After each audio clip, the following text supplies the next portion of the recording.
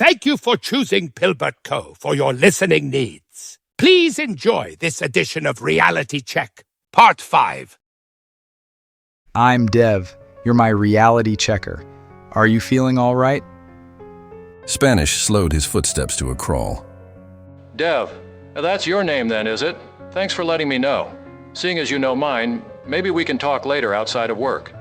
His footsteps resumed as he turned his face back around. The man had clearly lost touch with himself and had some sort of amnesia. Dave, wait. I don't think you're remembering things properly. I'm new here. You've been verifying my identity for the past 2 days. I promise I'm telling the truth. I think you need to stop for a second. Sir, I don't think you know what you're talking about. I haven't checked any new employees for the last few weeks. I've been managing the cartography department per usual. A wave of anxiety crept across Dev's upper body. That was his and Remy's department. But I thought you were a reality checker. Dave let out an irritated sigh as he continued ahead. I really don't know why you're asking me this now, and I don't see why it's necessary, but at Pilbert, reality checkers have always occupied the position of department managers, and vice versa. Wait, what do you mean? I'm not sure you're thinking straight. Of course I am. They essentially fulfill the same function, verifying physical realities and results within the company. Dave, Mr. Spanish, I really think you need to take a few minutes just to gather yourself. Sir, I will reiterate one more time. He paused his steps to a standstill and magnified his gaze directly towards Dev. I don't know who you are, and I don't know why you're asking me so many questions. I can't give you any more information on company protocols and trade secrets. Maybe the tour guide who lost you indicated that you can ask them, but they are inappropriate. Forgive me. That department has been lacking quality control for some time. Dev returned Dave's gaze with a forlorn stare directly into the ground. His panic had begun to mix with confusion and frustration. The man, at least at this point, did not know who Dev was and contended like he never did. Rather rudely. Then, he claimed that he was the manager of the very department Dev was hired for. Remy knew him, but only because he was reality checker for the neighboring departments. He said so himself. It appeared like Spanish was just selecting fragments from his memories, scrambling to make connections as his grip on the real world fell apart. Dev surmised that, if possible, he would get the man medical care. The poor man needed it. Spanish turned back around and resumed his walk. They had rapidly covered most of the ground back to the HR office. Dave, Mr. Spanish, I know if you check with HR, you'll find I started my job yesterday with you as my reality checker. I just got my ID today, but lost it at the cafeteria. The employee threw it in the incinerator. Do you remember that? It was only 15 minutes ago or so. I remember an employee depositing something into the incinerator, but I don't remember anything pertaining to you. All I saw was an unidentified person standing in the cafeteria. Don't try to twist my recollection of events against me. You'll find that I have quite an accurate memory. He wasn't going to get anywhere with Spanish. His stubbornness was on full display. Dev's frustration began to take a front row seat. It seemed as though Dave's behavior straddled the fence between denial and willful ignorance. He oscillated between two extremes. How could a functioning employee put on such an act? At the same time, he had been visibly disturbed by what happened at breakfast. It caused him to completely detach for a few seconds, as if in a trance. Before long, they entered through the back of the HR office and reached the fork in the hallway leading to the queue room. The curtains surrounding the outdated photo booth came into view. Dave brushed them aside and gestured for Dev to walk through. Nothing needed to be said. He then called out for a desk secretary to come up. Several secretaries turned around in unison with their uniforms. Age, ethnicity, sex, it didn't matter. They all looked the same. One of them singled herself out from the pack and came forward. It was the lady that had helped him earlier. At least she recognized him. Spanish then spoke up. This man somehow made it into the atrium. I'm not sure how he did, but I thought I'd take him back to HR services to get handled.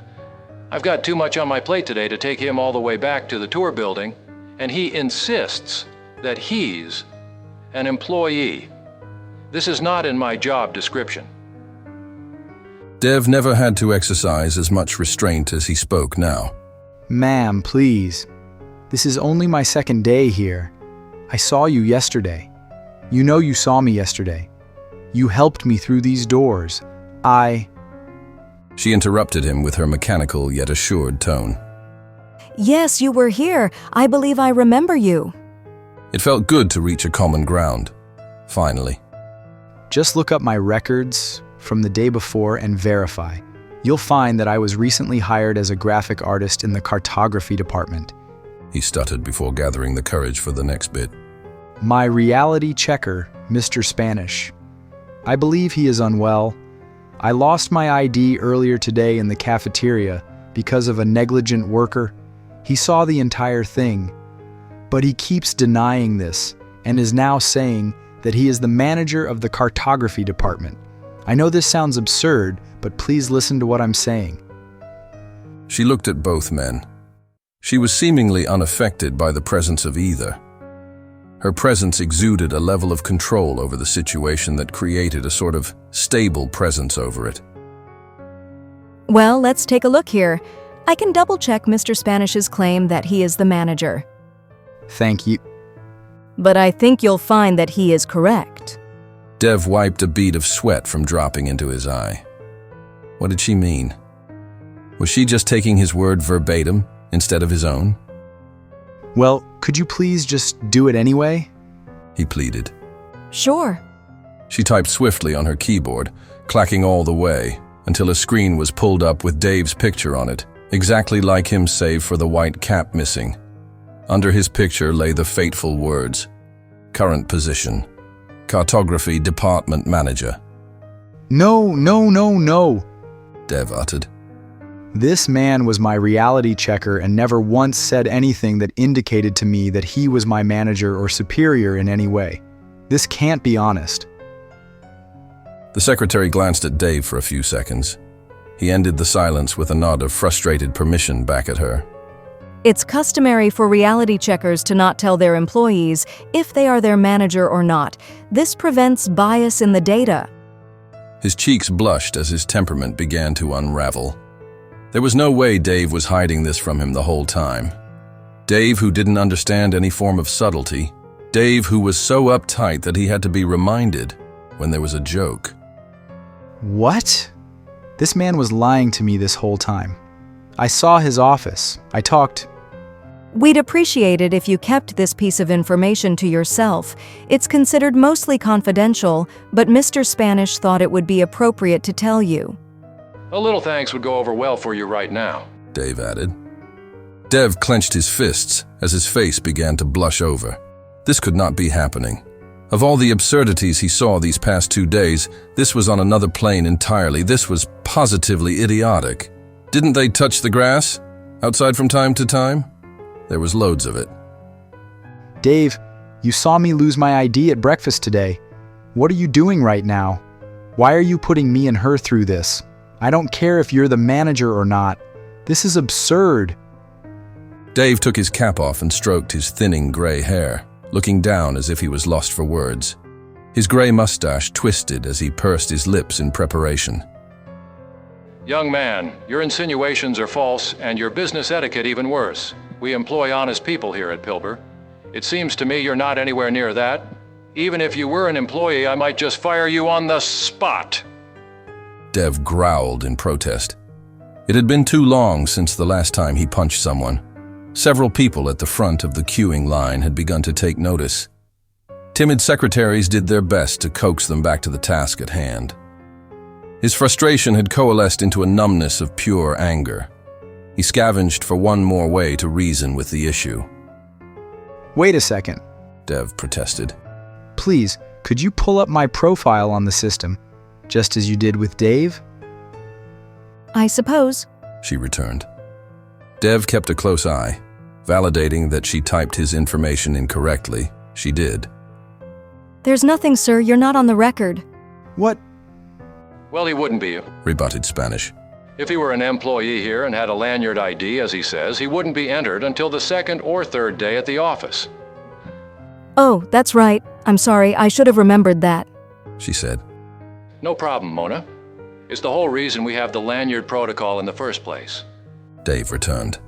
Dev began to breathe heavily, feeling the door closing under the weight of these imbecile personalities around him. I just lost my ID earlier today at breakfast. I can even call my friend over here to verify for me. Why am I being treated like I don't exist? What the hell is going on? His question echoed from behind the glass booths, but didn't reach very far on account of the sound insulation. His cry only reached the faces in front of him, which now looked somewhat relieved. Oh, Dave uttered. A sudden realization had dawned on him and pulled his face into a quaint smile. It was eerily similar to his reaction in the cafeteria. maybe this will explain your predicament. We follow something called white paper protocol around here. You explained that to me. Hold on, sir, let me finish. He opined. The white paper puts physical evidence at a premium. We're a company and our product only matters if we have a physical, material product to show for it. This extends to every area of our business. Tears began to well up in Dev's face.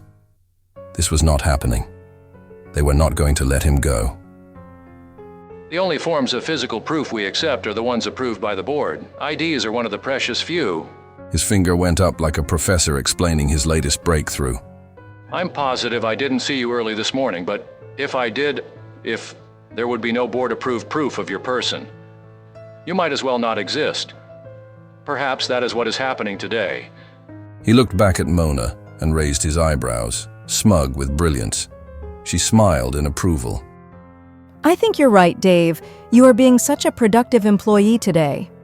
Thank you, that means so much to me. I'll consider you for the upcoming managerial prospects report. Dev held back a scream which he stifled with his hands covering his face. Okay, so now that we realize this, we can start the process over. I don't mind. I won't lose the ID again, certainly not. I can bring my backpack tomorrow and we can just do the process over again. I don't mind. Not a problem. Dave put his brilliant white cap back on his head and adjusted the brim. For the first time, he made physical contact, reaching over and patting Dev on the shoulder. His eyes relaxed into a compassionate state. He really didn't know what he was looking at. He really didn't know Dev. I'm sorry, my friend, but I'm afraid we won't be able to do that. Trespassing on Pilbert Corporation property comes with, at minimum, a prohibition from future hiring processes. I believe you didn't mean to end up where you did, but rules are rules. Dev wiped his eyes several times and sobbed. But my friend, Remy, he can prove to you. He stopped himself from completing his statement as the others stood, attempting to console him. No, he couldn't prove it. He couldn't prove anything anymore. He knew it from the moment Dave referenced the protocol. He explained it perfectly. He really did. Without physical proof, nothing could run here. How else would it? All the tautologies and dogmatism that were thrown at him should not have surprised him. The moment he stepped into this room, he should have figured it out. Hell, the moment they asked him to buy the camera, what kind of place has an entire room dedicated to an ID machine? Only a place that turned people into fools and simpletons. He already was one. What had he done? What was he doing here? His false reality came crashing down as embarrassment crept into his skull. A pathetic veil that had begun to tear the second he got here. Remy wouldn't be able to help. It wasn't in his or the job's nature. Anyone who worked here had to swallow some dose of personal delusion just to survive. And since when did his friend ever pay attention to him outside of their own amateur endeavors? He didn't. Remy worked here, but he hadn't physically seen him for years. He never talked to him unless there was a new project they could work on, never anything else. Dev had to convince himself to even answer the initial referral call from him. He thought he held himself to higher standards than that. Evidently he didn't. Yes, It was a failure all his own. A failure to recall simple memories or come to a realistic view of himself. He had judged the mindlessness of this place with a belabored groan, one he should have inflicted upon himself instead. What kind of person could throw who they were to the dogs? Evidently he could. How dare he proclaim some sort of false superiority over this place? It was just people here. People doing their best to deal with what life threw at them, their own problems, own insecurities. Maybe that was why the air here didn't immediately choke him. Everyone was indeed the same, and he was haughty to think that he was unique among the slaves. It was funny. His first real job outside the coffee shop would be working for the most prodigious, singular company to ever grace the galaxy. He was going to work with one of his favorite collaborators. He could make a living and do what he wanted. At last, he would have the means to do so. He could be happy. But now, he was gone. Stupid enough to throw his ID away on the first day and elevate himself above others. Funny, it had looked so good on paper. Huh. Paper. Thank you for joining us in this conclusion to Reality Check. Be sure to subscribe and stay tuned for its successor, Missing Person. For more Pilbert Co., follow us on Medium, TikTok, and Instagram.